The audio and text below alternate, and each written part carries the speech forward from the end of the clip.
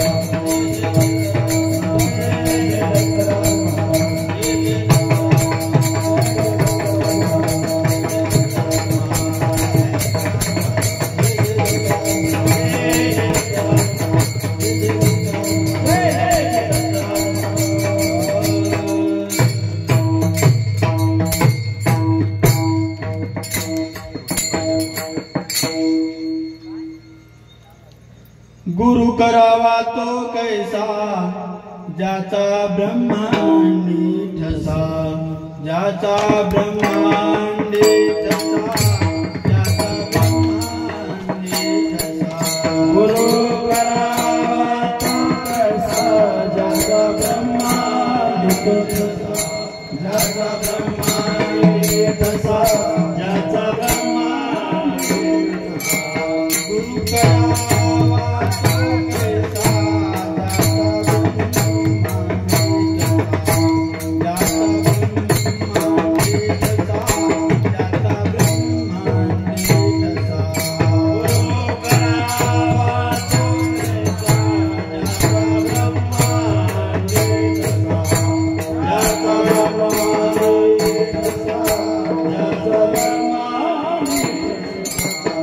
गुरु करावा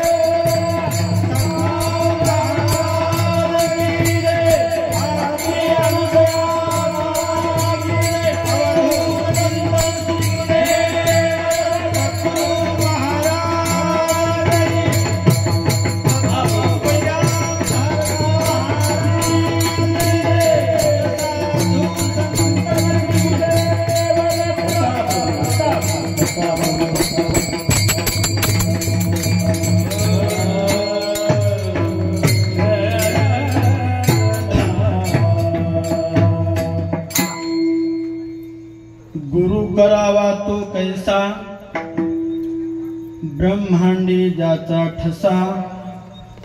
गुरु नसावा कर्मिष्ठ, दुजयासी लावी कष्ट. गुरु असावा निर्मळ, जैसा सूर्याची केवळ. ज्याचे ज्ञान आहे पर, तोची जाणावा परमेश्वर. गुरु नसावा कर्मिष्ठ, दुजयासी लावी कष्ट. आधी शरण जावे तया, प्रसाद लागे पाया. गुरु नसावा कर्मिष्ठ, दुजयासी लावी कष्ट. दत्ता प्रभु.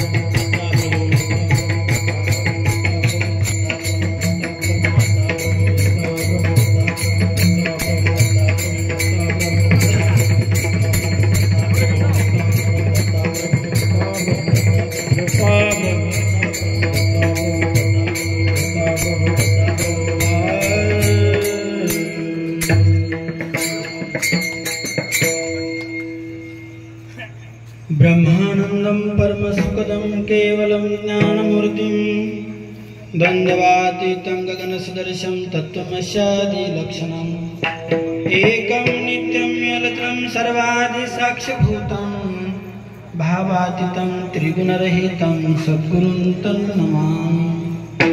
जयेचे केलिया स्मरणं होय सकळ विद्येचे अधिकरणं तेची वंदो श्री चरण सद्गुरुशी नमस्कारुणी आता मजरदयी सद्गुरु जेने तारिला संसार पुरु तेने विशेष अत्यादर विवेकावरे गुरुचाही परमगुरु दत्तात्रेय जगद्गुरु तैच्या कृपेचा अंकरो हृदय माझ्या प्रगटला विनवितसे समस्तासी अल्पमती मदसी वेडे वाकुळे बोलासी सकळ तुम्ही अंगीकारा आता माझवरी कृपा करणे माझी बोला साय होणे आधी पुणे काही नेणे सकळासी माझी दंडवत आता नमो रंगभूमिका आता नमो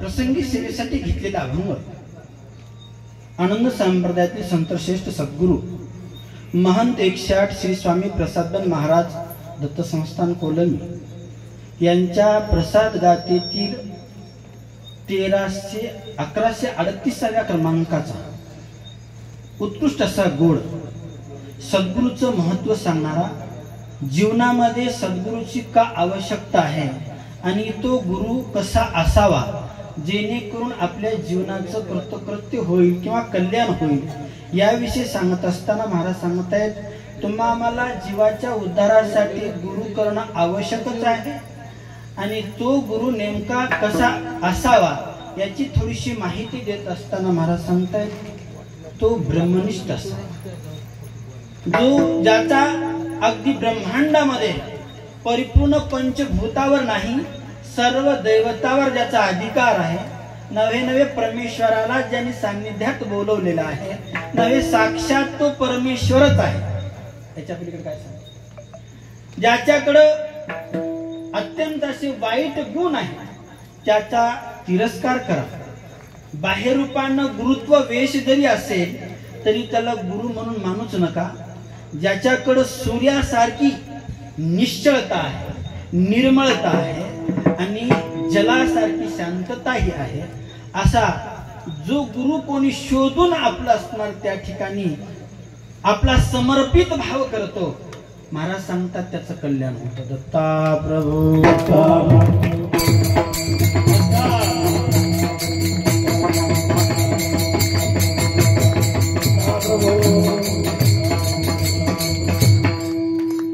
अभंगाचा प्रतिपादे विषय सोडण्यापूर्वी आज भगवंताच्या कृपेने श्री 1008 मधुसूदनजी भारती महाराज यांच्या कृपाशीर्वादाने प्रेरणेने प्रतिवर्षी प्रमाणे याही वर्षी परम कैवल्यवासी बलराम भारती महाराज यांची पुण्यतिथी किती आहे? नवी पुण्यतिथी आहे. नवी पुण्यतिथी. या पुण्यतिथीच्या निमित्तानं आज या सह्याद्री पर्वतावर भगवंताच्या चरणापाशी आम्हा अभाग्यवंताला आज एक सेवा करण्याची संधी मिळाली. हे आमचं परम भाग्य आहे. या सेवेसाठी उपस्थित आमचे संत वृंद मोहनराज भारती महाराज, ज्ञान भारती महाराज, तसेच त्यागीवन महाराज, अनेक चिंतामणी भारती महाराज आणि या कार्यक्रमाचं विशेष नियोजन दरवर्षी लावतातच त्यांचे परमशिष्य आदरणीय पूजनीय वासुदेव भारती महाराज यांच्या कृपा प्रेरणेने किंवा मार्गदर्शनाखाली प्रतिवर्षी हा सोहळा या ठिकाणी पार पडतच असतो. आणि त्याच योगाने आज या वर्षी मला सेवा करण्याची संधी मिळाली. खूप परम भाग्य आहे. मायबाप हो, या सह्याद्री पर्वतावर सेवा करण्याची संधी मिळणे म्हणजे पूर्वजन्मी सुकृती थोर केली ती आजी फळाशी आली. परमानंद भेटी भेटी झाली या संतांची. सर्व देवाचं माहेर घर असलेलं, सर्व संतांचं माहेर घर असलेलं, सर्वस्व सुखाचं एक साधन ठरलेलं, अनेक तपस्व्यांचं एक माहेर घर असलेलं एक सह्याद्री पर्वत आहे. आणि या सह्याद्री पर्वतावर तुम्हा मला आल्याच्या नंतर अल्लव्यासास दर्शनाचा लाभ मिळतो, जो देवादिकांना दुर्लभ असलेला. जिथे बाळकटेमध्ये उदाहरण देत आहे, अध्यापी सह्याद्री पर्वती सर्व देवांचे भार उतरती, अनंत ब्रह्मांडाचे दैवत येती, अवधूत मूर्ती पहावया. भगवंताचं दर्शन घेण्यासाठी अनंत ब्रह्मांडाचे दैवत येतात आणि ही भूमी एवढी श्रेष्ठ आहे.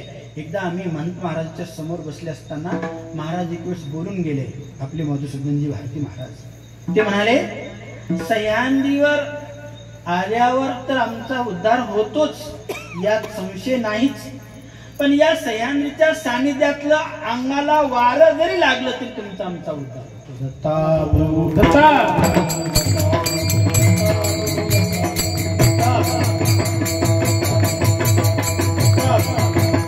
तुमचं आमचं एवढं भाग्य आहे माय बाप. आपल्या पूजा पद्धतीमध्ये सांगतायत, ग्रामवा नगर धन्यम गेहम वापिम कुलम तथा सावनिर्धन्य उच्चते नादार शक्ती पूजकता कर्मणांचे दिकनंच न प्रतिपृष्ठ आदि शुद्ध निवासन नाही. जिथे अखिल विश्वापेक्षा भारतात जन्म मिळाला, भारतामध्येही महाराष्ट्रामध्ये जन्म मिळाला आणि त्या महाराष्ट्रामध्ये गोदावरी सारखी पवित्र नदी, त्या पवित्र सान्निध्यामध्ये सह्याद्री शिखरावर अखिल ब्रह्मांडाचा नायक जिथे उपस्थित आहे त्याच्या सान्निध्यात तुमचा आमचा जन्म झालाय. याच्या इतका देह श्रेष्ठ अजून जगतामध्ये कोणत्याही पिंड ब्रह्मांडामध्ये नाही. तो जन्म तुम्हा मला मिळालाय. तुम्ही आम्ही श्रेष्ठ आहोत. या इतकं श्रेष्ठ आहोत, या भूमंडळामध्ये आपल्या इतकं श्रेष्ठ भाग्यवंत असं कोणीच नाही. असा एक परमयोग तुम्हाला लाभलेला आहे. आणि त्यातल्या त्यात अनेक साधू संतांनी पदस्पर्शाने पावन झालेल्या या भूमीमध्ये अनेक महान महान संत, तपोवंत, ज्ञानवंत असे महान योगी याच महाराष्ट्राच्या भूमीमध्ये जन्मलेले आहेत. आणि ही संतांची भूमी म्हणून मानलेली आहे. आणि आज एका संतांच्या पुण्यतिथीच्या निमित्तानं तुम्ही आम्ही या ठिकाणी एक अलभ्य लाभ, ज्ञानाचा, नामचिंतनाचा योग तुमच्या आमच्या जीवनामध्ये प्राप्त होत आहे. एक वेळेस सर्वांनी भजन करा, अभंगाच्या भावार्थाला सुरुवात करू. जय जय गुरु महाराज, जय जय परब्रह्म सद्गुरु, जय जय गुरु महाराज, जय जय परब्रह्म सद्गुरु, जय जय गुरु महाराज, जय गुरु महाराज, जय जय परब्रह्म सद्गुरु, जय परब्रह्म सद्गुरु, जय जय परब्रह्म सद्गुरु, जय जय परब्रह्म सद्गुरु, जय जय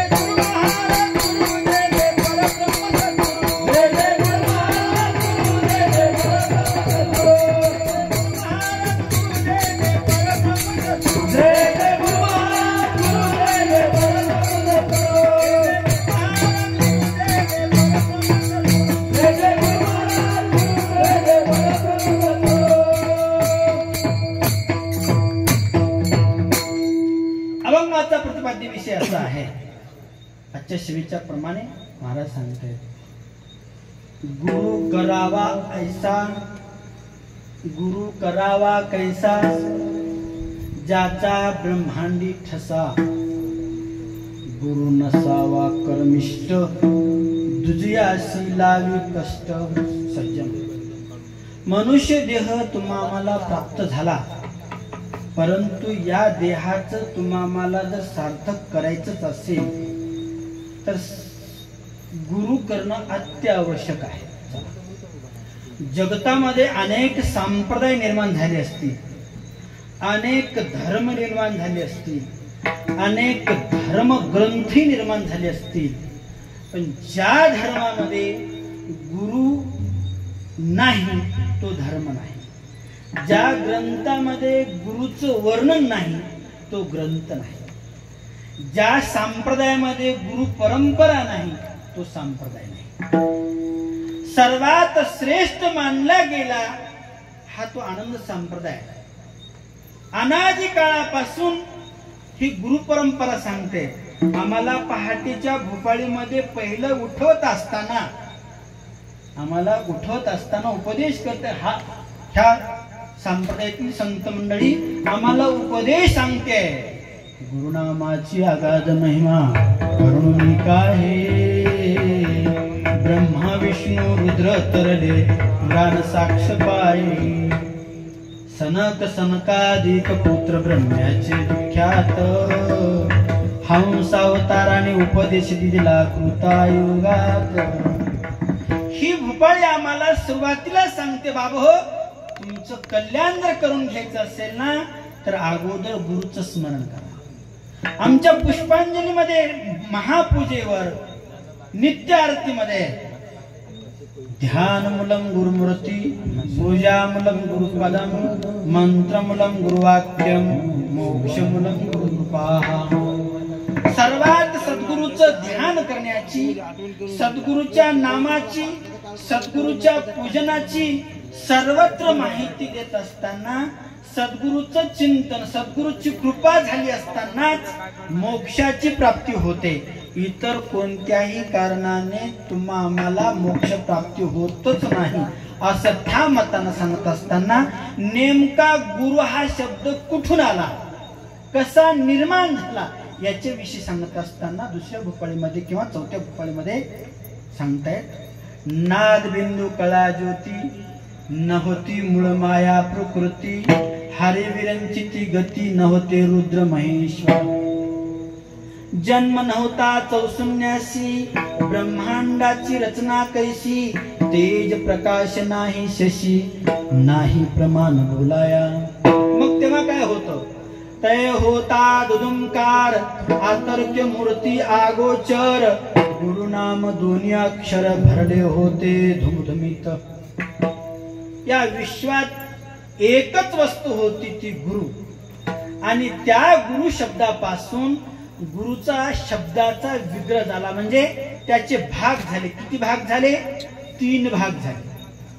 अक्षर होते ते सरळे, परब्रह्म आकारले तेतोनी विश्व उभारिले अवघे अर्धे अक्षरे. लक्षात असू द्या, अवघे अर्धे अक्षरे. पुढे माया जीव देव मेळ अर्धा अक्षराचा खेळ प्रगटनसे गुप्त कळा कैसा खेळ त्याचा. सर्वच एका अक्षरामध्ये प्राप्त झालं, निर्माण झालं. काय झालं? माया जीव देवता प्रपंच परमेश्वर सर्व सर्व चार पदार्थासहित एका अक्षरामध्ये तयार झालं.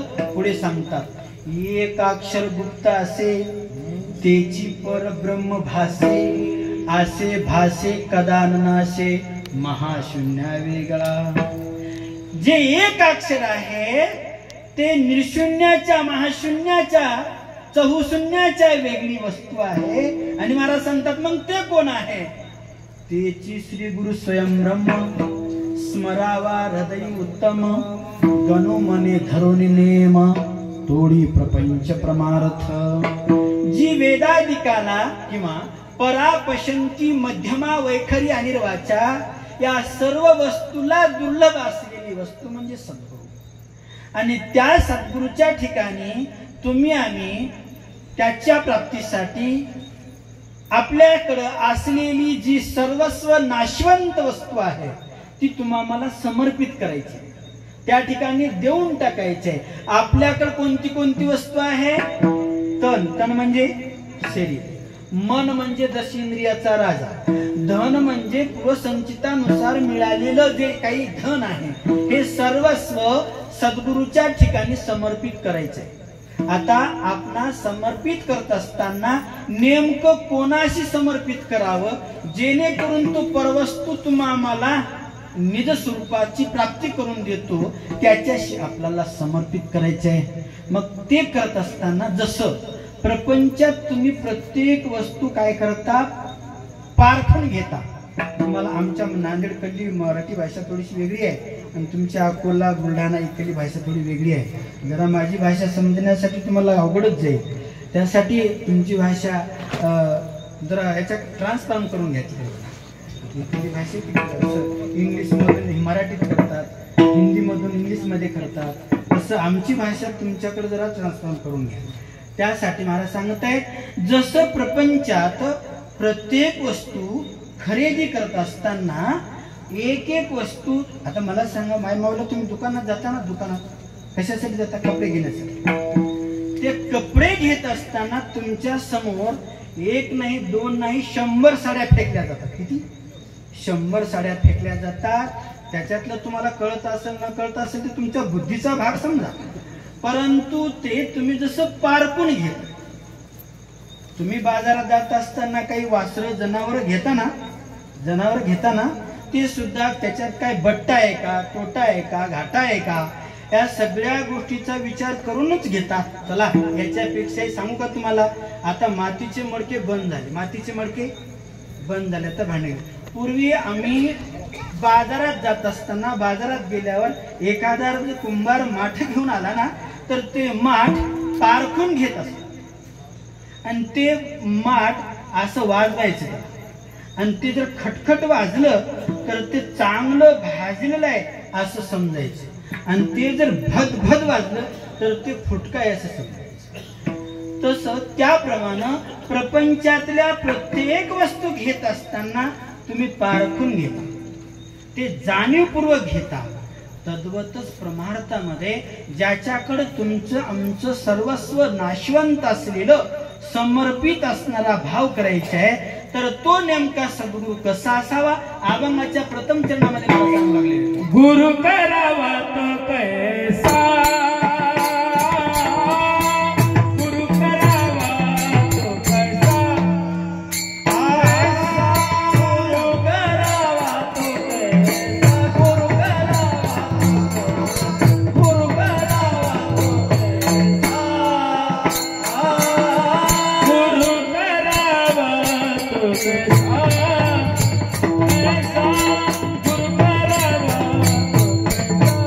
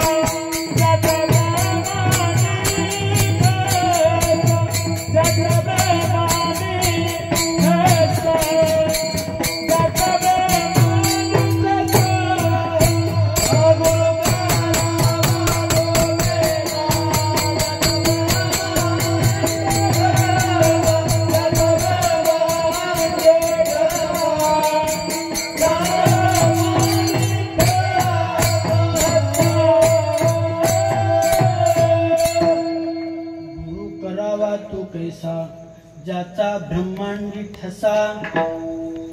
गुरुच्या ठिकाणी शरणागत भाव किंवा शरण जात असताना गुरु जसं पाणी पिना छान का, गुरु करना पैसा का. तुम्ही पाणी सुद्धा पित असताना चांगलं स्वच्छ निर्मळ पाणी पाहूनच पिता. तसंच गुरुच्या ठिकाणी गुरुपदेश घेत असताना तो गुरु सुद्धा जाणीवपूर्वक केला पाहिजे. महाराज तुकडोजी महाराज सांगतात, आजकल साधू दमड़ी के 50, आप करने का भरोसा नहीं तो शिष्य करने की आस. असली साधू ती निकल गई रह गई चपाती चोट. तुकडोजी महाराज सांगतात, जगतामध्ये गुरु रूपानं बाह्य रूपानं गुरुचा अलंकार वापरतात, परंतु गुरुचे निज गुण असणारे मात्र क्वचितच एखाद्याच ठिकाणी शोधता येतात. तुमची आमची गोष्ट सोडा, पण स्वामी विवेकानंद जगभर फिरले, जगभर. कशासाठी? गुरु शोधण्यासाठी. कुठेच गुरु त्यांच्या अभ्यासाप्रमाणे त्यांच्या अधिकाराप्रमाणे सापडेना. एकदा सहज कोलकाता या ठिकाणी, कोलकाता माहिती आहे, विमानानं उतरले आणि तिथं विचारलं, आम्हाला गुरु करायचे, गुरु कुठे आहेत का? तर एखाद्या सहज माणसाने सांगितलं, तुम्हाला गुरु करायचं ना, तुम्हाला गुरु करायचं ना, एक सांगतो. ते रस्त्याच्या बाजूला एक फकीर पडलाय आणि तो फकीर झोपलाय, त्याला जाऊन गुरु करा. म्हणले ठीक आहे, त्यांना गुरु करायचा, पण गुरु सापडत नव्हता. आणि ते स्वामी विवेकानंद तिथे गेले आणि गुरु झोपी गेले होते, म्हणजे ज्याला गुरु करायचे झोपी गेले होते. त्यांनी काय केलं, खिशातला 1 रुपयाचा ठोकळा काढला आणि ते गुरु झोपलेल्या हातावर ठेवला. ठेवल्याबरोबर ते हात असा झाला. काय झाला? विवेकानंद म्हणले, बा असेल कोणी जाणीवपूर्वक टाकून देत असेल, जाणून बुजून टाकून देत असेल, म्हणून ते हातात पैसे दिल्यानंतर त्यात असा ठरला पक्का. त्याला वाटलं असं मूठ लागल असं वाटलं, पण ते प्रकार वेगळा झाला. जसा हातावर ठेवला ना तसा खाली गळून गेला. कळलं ना? जसा हातावर ठेवला तसा हाताच्या खालून गळून गेला. तेव्हा लक्षात आलं, हे सामान्य व्यक्ती नाही, आणि तेच होते रामकृष्ण परमहंस. त्यांना कळालं हे सद्गुरू आहे. त्यांना अनन्य भावानं शरण गेले. आणि महाराज स्वामी विवेकानंदाचा अधिकार सांगू, जो माणूस शिकागोला जात असताना त्यांना कोणी बसायला वाहन दिलं नाही, कुठे त्यांना थांबण्यासाठी जागा दिली नाही, तोच माणूस, तोच साधू शिकागोमध्ये 5 मिनिटाच्या वेळी ऐवजी 3 तास भाषण दिल्याच्या नंतर त्यांचा अधिकार सर्व जगाला कळाला. म्हणजे सर्व ब्रह्मांडावर त्याची सत्ता प्राप्त झाली. अशी प्राप्त करून देणारी जी वस्तू आहे ती सद्गुरु माऊली आहे, आणि त्या सद्गुरूला शरण जा असं महाराज सांगत आहे. दत्ता प्रभू.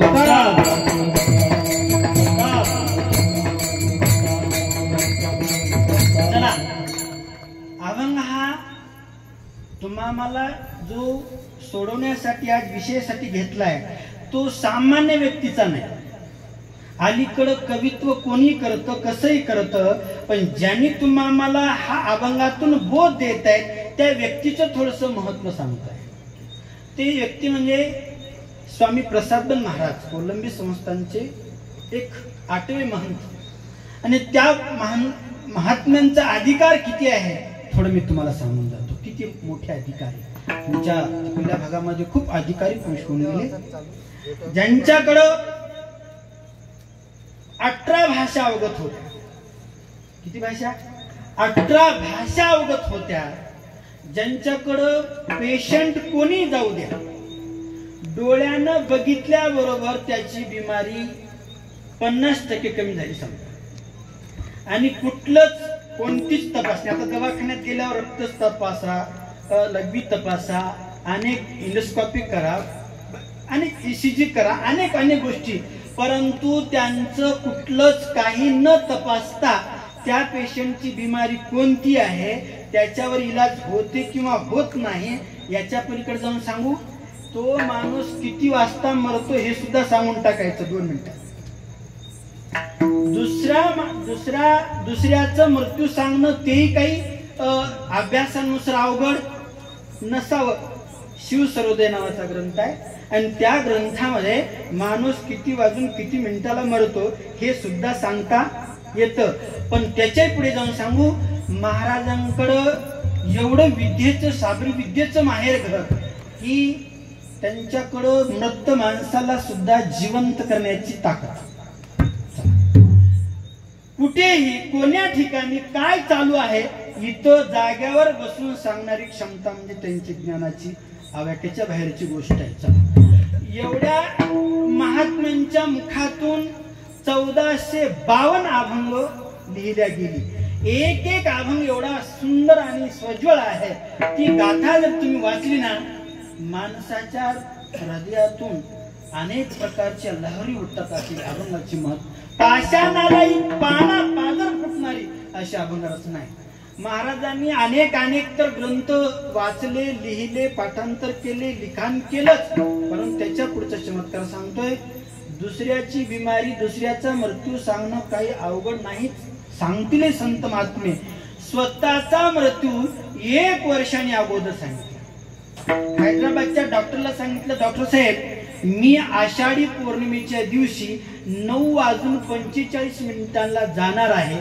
तुम्ही किती इलाज केला तर अलीकडे जाणार नाही आणि पलीकडे राहणार नाही. 1 महिन्याने अगोदर महाराजांना मठात आणलं आणि त्यावेळेस आमच्या गुरुला म्हणजे गंभीरमन महाराजांना म्हणजे उत्तराधिकाऱ्याला सांगितलं त्यांच्या जीवनामध्ये नेमकं काय होणार आहे हे सर्वस्व त्यांना सांगून. महाराज आमचे शिष्य असणारे म्हणजे गंभीर महाराज त्यांचे शिष्य होणारे गादीचे मालक, त्यांना सांगितलं घाबरायचं नाही. मी जरी नसलो तरी माझी समाधी अजूनही जिवंत राहील आणि तुम्ही फक्त निमित्ताला थांबा, निमित्ताला या गादीवर बसा, अन्नदान आणि नामस्मरण सदैव चालू ठेवा. तुमच्या हातून आमच्या आतापर्यंतच्या पिढीला कमी म्हणजे काही झालं नाही ते तुमच्या हाताने होणार आहे. असं सर्वस्व जीवनामध्ये कितव्या वर्षी काय होणार आहे हे सर्वस्व सांगून महाराज देह ठेवले. इतकी क्षमता म्हणजे मृत अवस्थेला पोहोचलेला माणसाची वाच्यता, डोळे कान कुठलंच काही चालू नसतं. पण खाली बसल्याबरोबर एका क्षणामध्ये देह ठेवला. एवढी मोठी सामर्थ्यता ज्या संतांची आहे, ज्या महंताची आहे. त्यांनी एक अभंग केलाय, रामेश्वर बन महाराज पूर्ण केली कृपा तेने दुर्बळाशी. काय वर्णू वेडा उपकाराच्या राशी अनंत जन्माशी फिटेनाशी. तेने मज दिना सांगितली गुज तरावया सहज सागरात. ब्रह्म तो निर्मळ सहजानंद पूर्ण तयाचे दर्शने विघ्ने जाते. असा तो सद्गुरु दयाळ असला. आमच्या भोपाळे म्हणतायत गुरु हा संत कुळेचा, गुरु हा संत कुळेचा, गुरु हा प्राण विसावा, गुरु हा प्राण विसावा.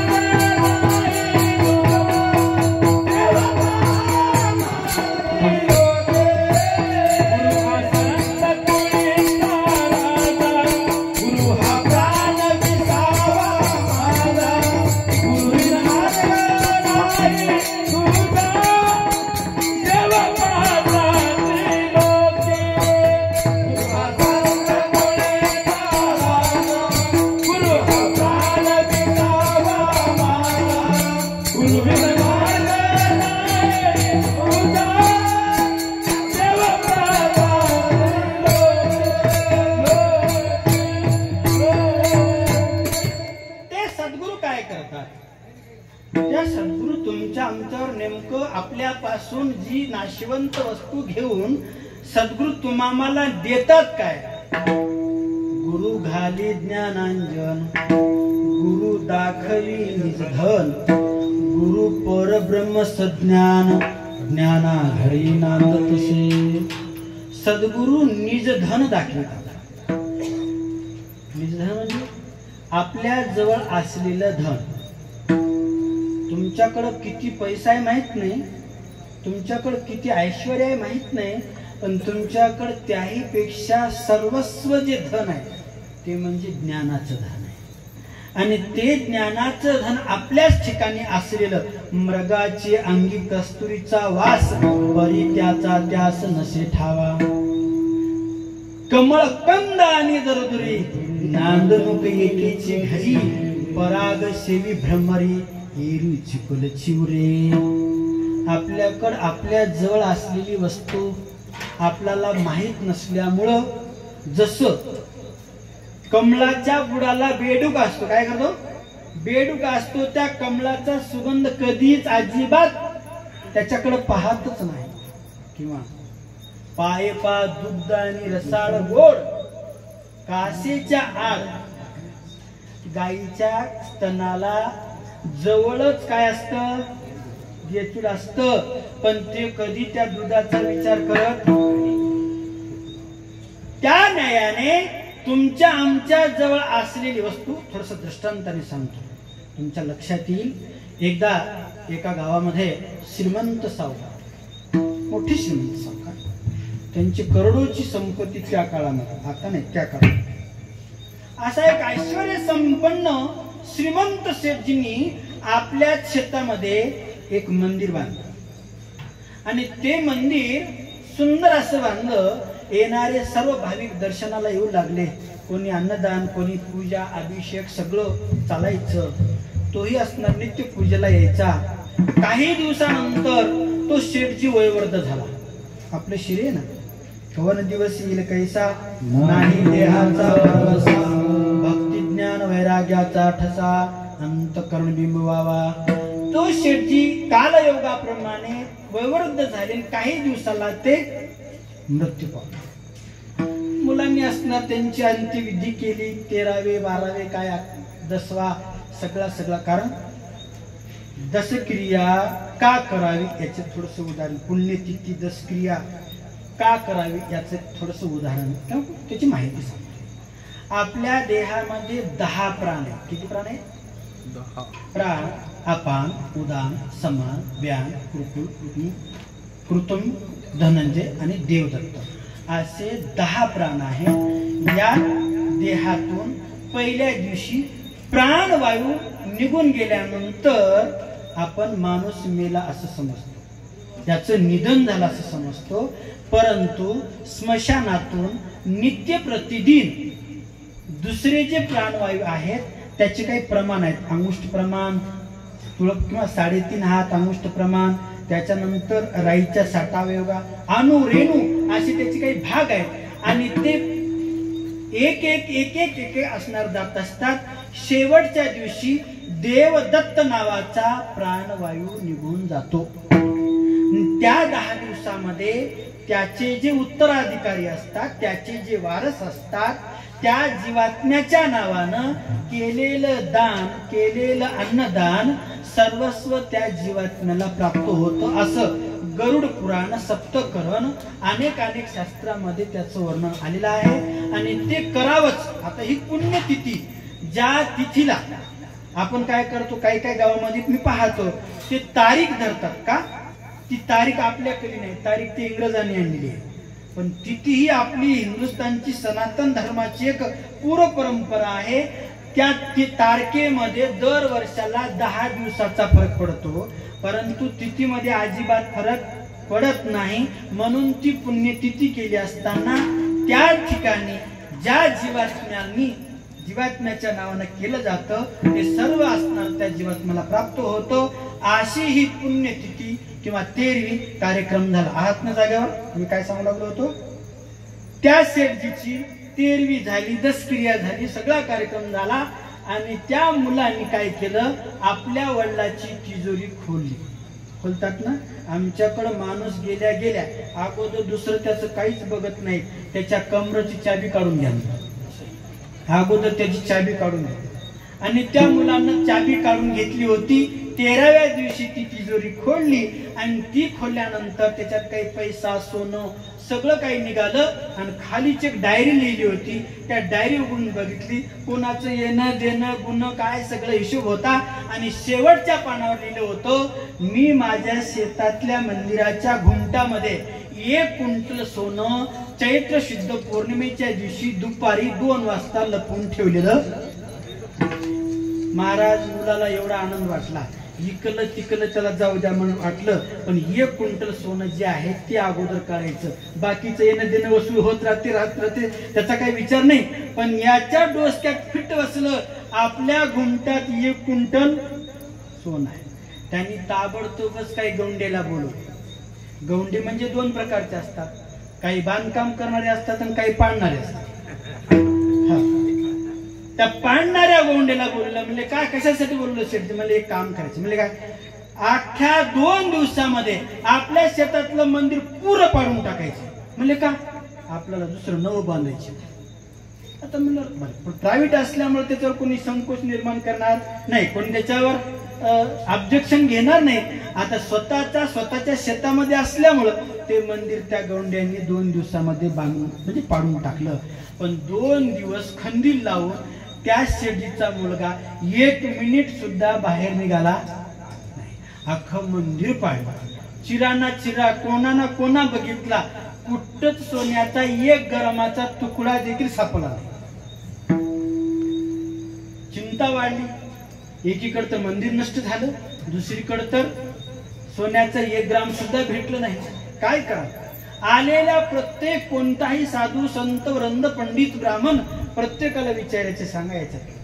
ते म्हणायचे, बा याचं उत्तर आमच्याकडे अजिबात नाही. बऱ्याच दिवसानंतर एक सत्पुरुष असणार त्या गावात आले आणि याचा एक नित्यनेम होता. कोणता? कोणताही साधू गावात आला असता त्याला प्रथम घरी जेवायला बोलून द्यायचं, त्याला जेव घालायचं. अन्न घालावे सर्वाभूती, पात्र मिळे दैवगती, ऐसा भाव दयाची चित्ती, तयाशी परम साधू बोलीजे.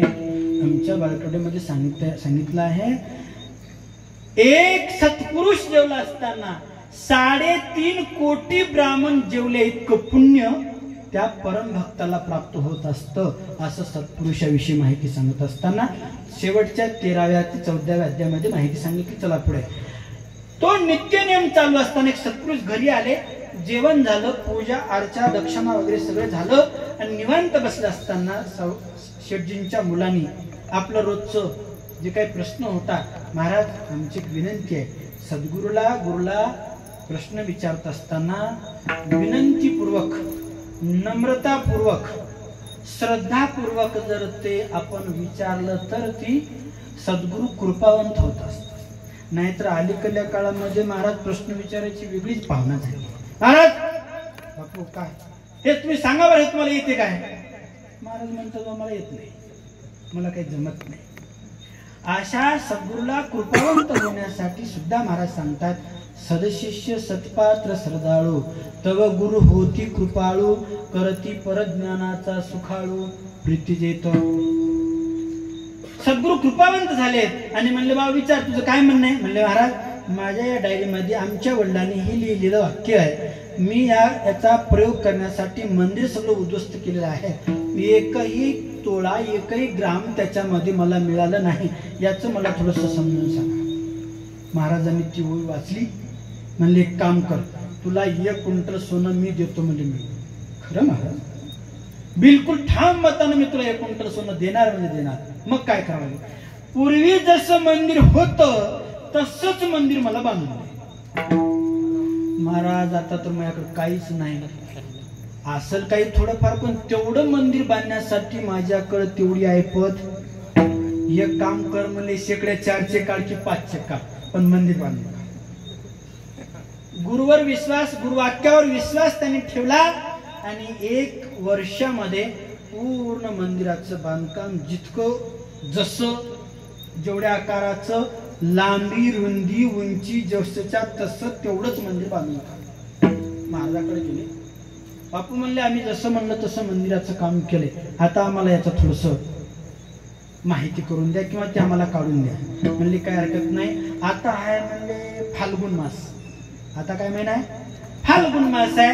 आता याच्या नंतरचा चैत्र मास लागते आणि चैत्र मासाच्या पौर्णिमेच्या दिवशी मी 100% तुझ्या इथे येऊन ते सोनं काढून देतो. 1 महिना लोटला, चैत्र पौर्णिमा आली आणि चैत्र पौर्णिमे दिवशी महाराज स्वतः गावात गेले आणि त्यांना सांगितलं चला मंदिराकडे घेऊन गेले.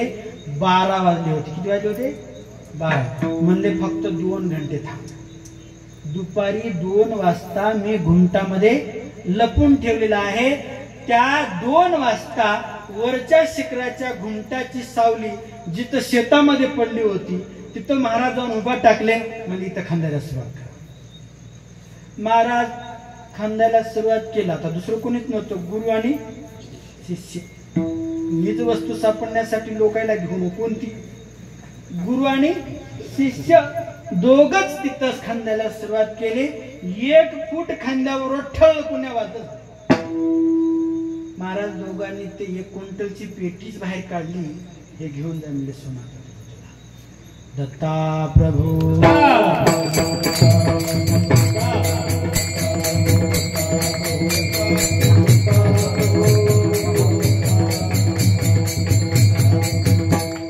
अशा सद्गुरूच्या ठिकाणी तुम्ही आम्ही शरण गेला असताना सद्गुरू तुम्ही आम्हाला आता ते जमिनीतलं धन बाजूला ठेवा. तुम्ही असं काही आता ते धनाच्या मागे लागू नका. ते काढायचं. महाराज कीर्तनात सांगलेत म्हणून असं काही तुम्ही. मला वाटते माहूरला काय माहूरच्या माळामध्ये कवा कवा मी बघतो जवळजवळ 1 लाख तरी खड्डे असतात. खंदून काढले किल्ल्याच्या भोवताल इकडे तिकडे म्हणा. असे काही महाराज लोक आमचे नाही बरं का, तुमचे तिकडे समजा ते खंदाच्या मार्गी लागले. तर असं काही खंदू नका. ते धन नेमकं कोणतं आहे? आपल्याकडे आहे. कोणतं? देव सर्वात देह देवळात चला जाऊ देवाच्या मंदिरात. देव सर्वात देह देवळात चला जाऊ देवाच्या मंदिरात. पंचतत्वाचे खांब देवळाला, पंचतत्वाचे खांब देवळाला, सप्तधातूचा रंग होलीला, सप्तधातूचा रंग होलीला, विरगुण गम्यान बांधिला क्षणात चला जाऊ देवाच्या मंदिरात. देव सर्वात देह देवळात चला जाऊ देवाच्या मंदिरात. देव सर्वात चला जाऊ देवाच्या मंदिरात. चला जाऊ देवाच्या मंदिरात. सांगतायत 9 दरवाजे या देऊळाला, 10वे द्वारी चमके गुळा, उघडते पहा परब्रह्म ज्योत चला जाऊ देवाच्या मंदिरात. परमस्वरूपाची ज्योत असणारी तुमच्या आमच्या ठिकाणी आहे आणि ती सद्गुरूच्या कृपेशिवाय तुम्हाला ती सापडू शकत नाही. अशा सद्गुरूच्या ठिकाणी शरण जा. पण कशा जाऊ नका? अभंगाच्या द्वितीय शरण.